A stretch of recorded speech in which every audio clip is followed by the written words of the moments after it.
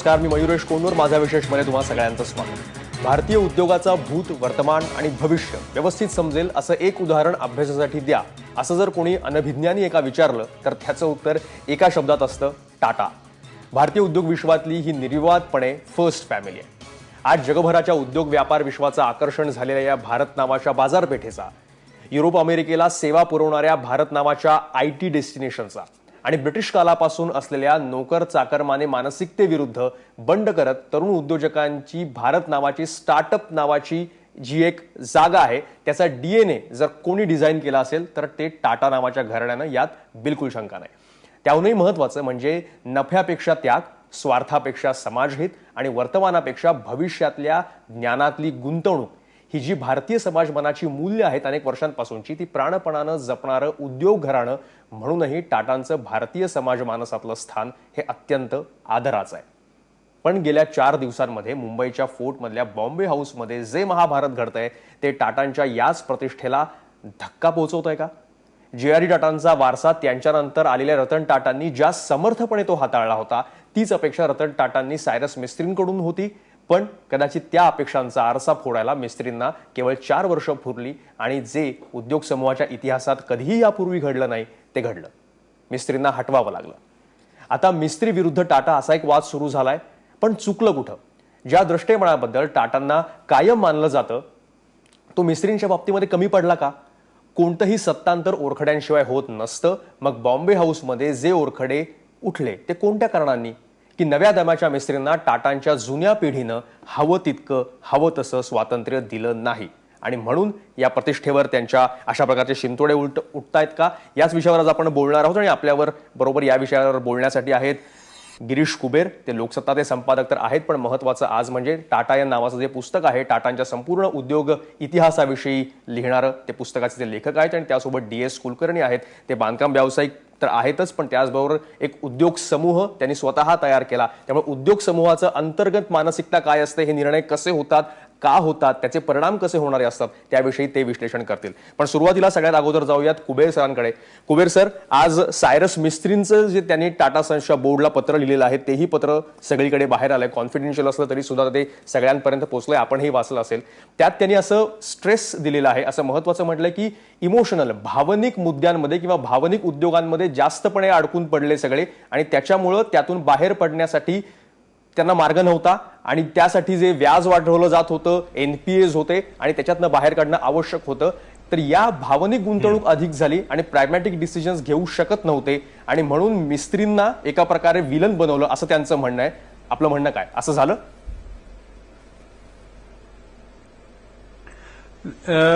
अशी अजिबातच शक्यता नाही. त्याची 2 कारणं. पहिली गोष्ट म्हणजे भावनिक हा जो मुद्दा आहे ना, हा फसवा आहे. आईन्स्टाईनचं सुद्धा जर विधान घेतलं तर विचार हा बुद्धीनं करायचा, पण त्यामागची प्रेरणा ही भावना असू शकते. जर तुम्ही टाटा समूहाचा इतिहास बघितलात किंवा कुठल्याही जगातल्या मोठ्या उद्योगाचा इतिहास बघितलात तर कुठली तरी सुरुवात ही भावनेनं झालेली असते. मग ते नॅनो बनवण्याची जगातली चांगली देशी मोटारीचा एक मुद्दा असू शकेल किंवा विमानांच्या संदर्भातला मुद्दा असेल. 82व्या वर्षी 80व्या वर्षी JRD टाटा विमानानं उड्डाण करून आलेले होते. हा मला असं वाटतं की भावनेचा मुद्दा चुकीचा आहे आणि त्या उद्योगामध्ये भावना असल्याशिवाय तुम्ही चांगल्या पद्धतीनं उत्पादन काढूच शकत नाही, पहिली गोष्ट.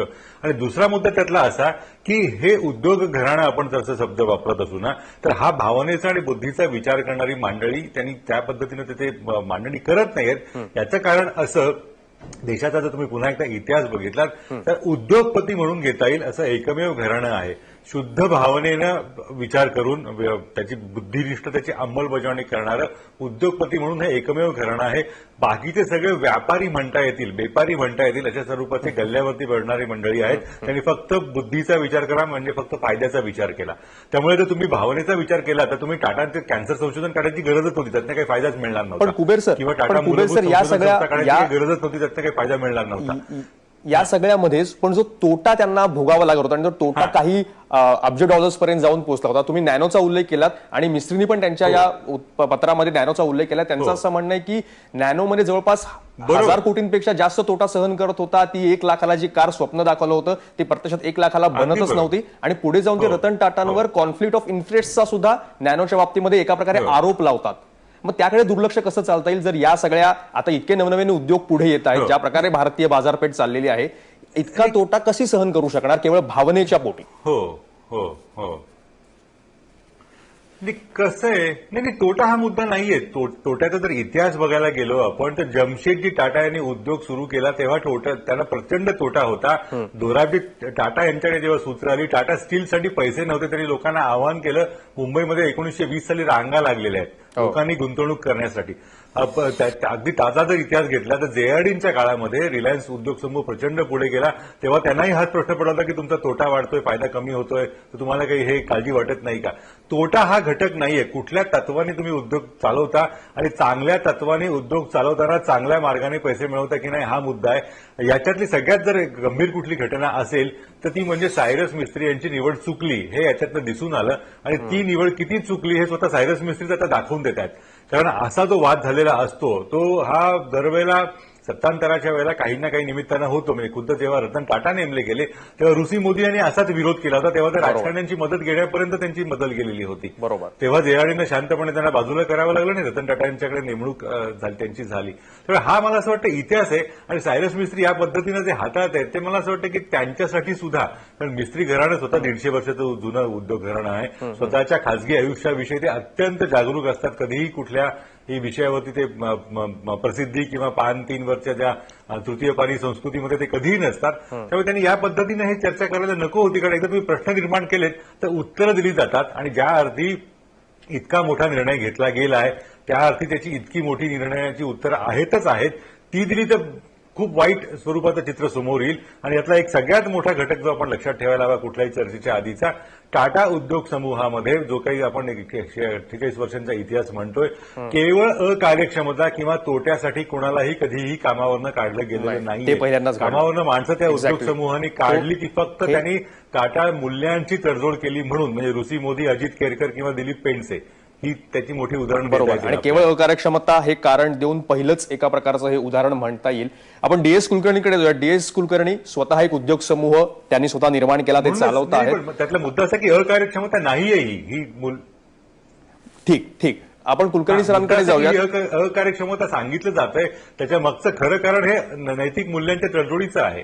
तडजोडीचं आहे. ठीक, आपण डीएस कुलकर्णीकडे जाऊया. डीएस कुलकर्णी, आपल्याला असं वाटतं की नैतिक मूल्यांच्या तडजोडीचं हे कारण आहे की हे एक जुनी पिढी विरुद्ध दुसरी पिढी असं आहे? सायरस मिस्त्री असं म्हणतात की त्यांना स्वातंत्र्य दिलं गेलं नाही, एनपीएस खूप वाढत होते, सगळ्या प्रकारचे ज्या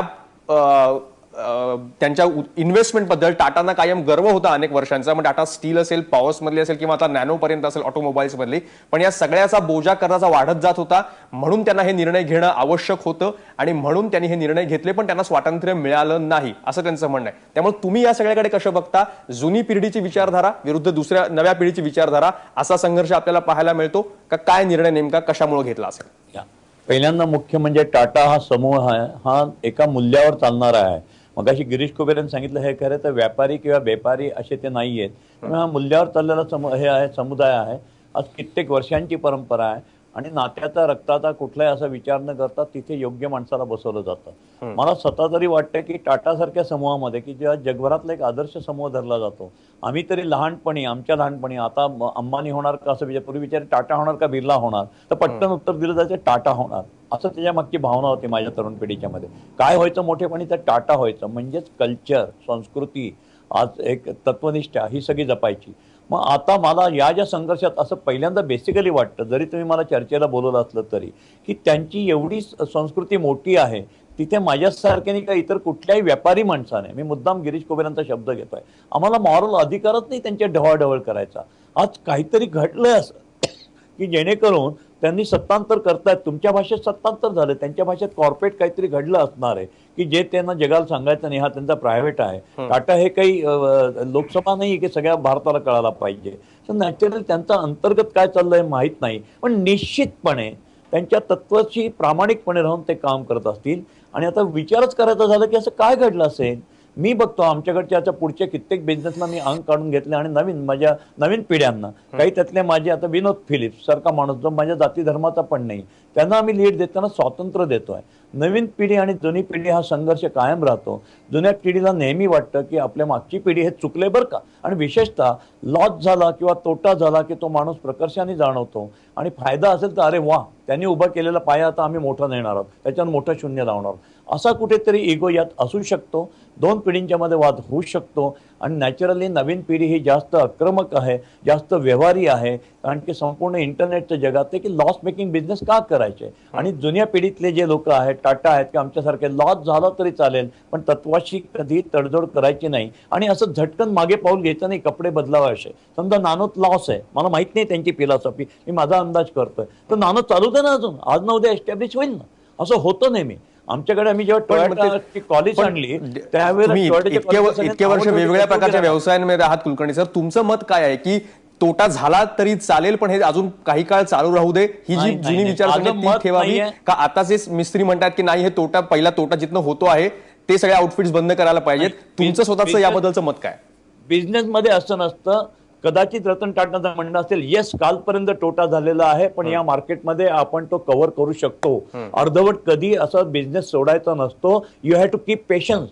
कित्येक वेळा पेशन्सनी चालतं अशी जगात चिकार उदाहरणं आहेत. आणि कदाचित नवीन पिढीचं म्हणणं असेल की झाला तो झाला तोटा, आपण तोटा सहन करायला दुसरं प्रॉडक्ट शोधू किंवा दुसऱ्या काहीतरी आयडियान जाऊ. हा वाद असू शकेल. हा वाद खरा काय आहे तो जेव्हा तो बाहेर येईल तेव्हाच कळेल. पण जुन्या आणि नव्या पिढीतला कुठेतरी इगोचा किंवा विचारसरणीचा हा वाद असावा किंवा आहे असं माझं प्रांजळ मत आहे. ठीक आहे. कुबेर सर, आज यांनी असं म्हटलेलं आहे सायरस मिस्त्रीने की त्यांना हवं तितकं स्वातंत्र्य दिलं गेलं नाही आणि ही माहिती पण त्यांना अगोदर कल्पना नव्हती. असं प्रत्यक्षात खरंच होऊ शकतं का? बोर्ड ऑफ डायरेक्टर्स आहे ते स्वतःही एक भाग आहे आणि बाकीचे पण सारे मेंबर्स आहेत. याची अगोदर चर्चा किंवा पण पाय उतार होणं असं अगोदर सुद्धा बोलणं झालेलं असू शकतं का? एकंदरीत हा निर्णय झाला कसा असेल? आणि ज्या फॅमिली ज्युएल्स किंवा त्यांनी शब्द वापरलाय त्यांच्या पत्रात लिगसी हॉटस्पॉट, त्याबद्दल अगोदर चर्चा झालीच नसेल असं मानता येईल का? हो हो हो नाही, हे हास्यास्पद आहे विधान. ही काही एका रात्रीत घडणारी घटना नाहीये. 2012 साली च्या नोव्हेंबर महिन्यानंतर सायरस मिस्त्री ला हे पद मिळालं.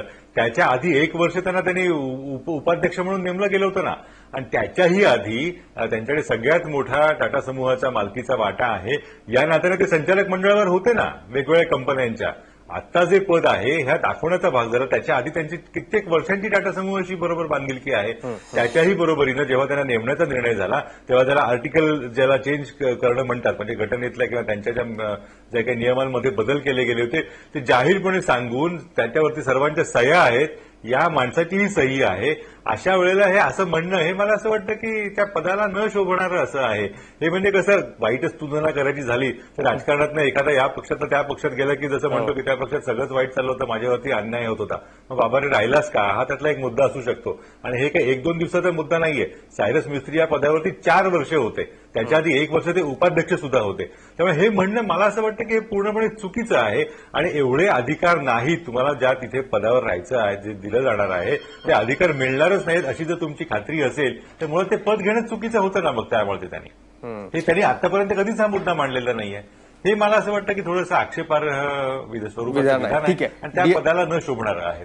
डीएसके सर, पण आता हा वाद सुरू झालेला आहे, आता हे कोर्टापर्यंत पण चाललंय. नाव there will be a blood, यात काहीच शंका नाहीये ज्या प्रकारे हा वादाने एक वळण घेतलेला आहे. पण तुम्हाला वाटतं की हे सगळं प्रकरण याच्यापेक्षा जास्त प्रगल्भतेनं हाताळलं जाऊ शकतं असलं असतं? कारण टाटा उद्योग समूहामध्ये जे काही होतं त्याचा परिणाम निश्चितपणे पूर्ण भारतीय उद्योग विश्वावर आणि भारतीय उद्योग विश्वाच्या भारतात बाहेरच्या सगळ्या व्यापाऱ्यांवर होणार, यात काही प्रतिमेवर होणार, यात बिलकुल शंका नाही. त्यामुळे हे प्रकरण अधिक प्रगल्भतेनं हाताळलं असतं असं आपल्याला वाटतं का? आणि याच्यामुळे टाटा घराणं ज्या प्रतिष्ठेचा आपणही उल्लेख केला आदराचा, त्याला काही धक्का पोहोचला आहे का या सगळ्या प्रकरणामुळे? आपल्याला काय वाटतं? मला असं वाटतं की अधिक प्रगल्भतेने त्यांनी हाताळायला पाहिजे होतं आणि अजून ते हाताळतील. कारण की रतन टाटा किंवा ह्या मंडळींचं मला जो आजपर्यंत आपण यांचं टाटा यांचं पुस्तक वाचलेलं आहे की त्या प्रकारे टाटा ग्रुपच्या अनुभवाने हे अधिक प्रगल्भतेने नक्की हाताळतील, हाताबाहेर जाऊन देणार नाही आणि याचा दूरगामी परिणाम उद्योगधंद्यावर होऊ शकतो. कारण टाटा हाच आदर्श धरला जातो आणि या काचेच्या घराला तडा गेला तर कसं होईल? तर मला असं वाटतं अधिक प्रगतीने याच्या पुढेही ते हाताळलं जाईल. आतापर्यंत कुठेतरी धुसपत असेल, पण एकंदरीत गेल्या 4 दिवसातल्या जर बातम्या पाहिल्या तर त्या अशा स्फोट होऊन नाही बाहेर आल्या. तुम्ही मीडियाने आणलेल्या आहेत. सगळे जण आपल्या आपल्या लिमिट लक्ष्मण रेषा बाळगून प्रतिक्रिया देत आहेत. हे पण बघण्यासारखं आहे. आज काही झालं तरी ऋषी मोदींच्या वेळेला, सत्तांतराच्या वेळेला सुद्धा त्यांनी ज्या पद्धतीने टाटाने हाताळलं तो सुद्धा एक बघण्यासारखा प्रयोग आहे की तो सुद्धा त्यांनी कधी अंगावर असा प्रगल्भतेच्या बाहेर जाऊन दिला नाही. तर हाही तो जे काही आज स्थित्यंतर घडतंय किंवा त्यांच्याकडे जे काही वादळ घडतंय ते चहाच्या पेल्यातलं ठरणार आहे का खरं वादळ येणार आहे. तर मला वाटतं की ते चहाच्या पेल्यातलं ठरवतील. टाटा ग्रुप तेवढा प्रगल्भ आहे. आणि आता जर तुम्ही चर्चा करतात मीडिया पेपर सगळ्यात त्यातनं त्यांच्यावर मॉरल प्रेशर येतोय. अरे आपलं एवढंच झालं तर एवढी चर्चा होते. तर नॅचरली मीडिया आता खूप प्रभावी आहे आणि त्या प्रगल्भतेने या मीडियाचा सगळी दखल घेऊन टाटा ग्रुपला विशेषतः रतन टाटांना हे निश्चित करावं लागेल असं मला मनापासून वाटतं. हाच प्रश्न कुबेर सर तुम्हाला सुद्धा या सगळ्या प्रकरणामध्ये याच्यापेक्षा अधिक प्रगल्भता अधिक दाखवता आली असती का? कारण कोर्टामध्ये सगळं प्रकरण गेलं. सायरस मिस्त्री कदाचित जाऊ शकतील आपल्या विरुद्ध कोर्टात म्हणून अगोदर कॅव्हेट दाखल केली गेली ठिकठिकाणी आणि त्याच्यानंतर मिस्त्रीने अर्थात ते नाकारलं. पण जे आता पत्र बाहेर येत आहेत आणि हे मीडियामधलं लेटर वॉर एका प्रकारे सुरू झालंय हे थांबवता आलं असतं का? आणि याचे परिणाम आता उद्योग विश्वावर कसे होतील? मार्केटमध्ये काय चाललंय याच्या नंतर आपण रोज बघतो. हो हो हो हो नाही ते या प्रश्नाला खरं म्हणजे एक असा प्रतिप्रश्न असा असू शकतो. याचं कारण असं की ज्या कारणाने इतका तडकाफडकी निर्णय घेतला त्या अर्थी हे नक्कीच काहीतरी दिसतं. त्याच्यापेक्षा अधिक गंभीर प्रकरण आहे हे नक्की पहिली गोष्ट. दुसरी गोष्ट अशी की टाटांनी आज स्वच्छपणे सांगितलेलं आहे, सायरस मिस्त्रींनी जे काही पत्र लिहिलं त्याला उत्तर देऊन यांनी सांगितलेलं आहे की आम्ही या पद्धतीनं कधी उत्तर देणार नाही. हे टाटा समूहाच्या प्रतिष्ठेला शोभणारं नाही. इट्स बिलो आवर डिग्निटी अशा स्वरूपाचं त्यांचं वाक्य आहे. हे आम्ही खालती आम्हाला लाज वाटेल असं आहे. तर या पद्धतीने काही पडणार नाही. पण वेळ पडली तर या संदर्भातला सगळा तपशील योग्य व्यासपीठासमोर योग्य मंचासमोर आम्ही मांडू अशा स्वरूपाचं विधान त्यांनी केलेलं आहे. त्यामुळे ते हे तू किती वाईट होतास मी किती वाईट होतो म्हणजे हे घटस्फोटानंतर नवरा बायकोवर एकमेकांना आरोप करणाऱ्या मंडळींसारखं यांचं वागणं निश्चितच तसं असणार नाही.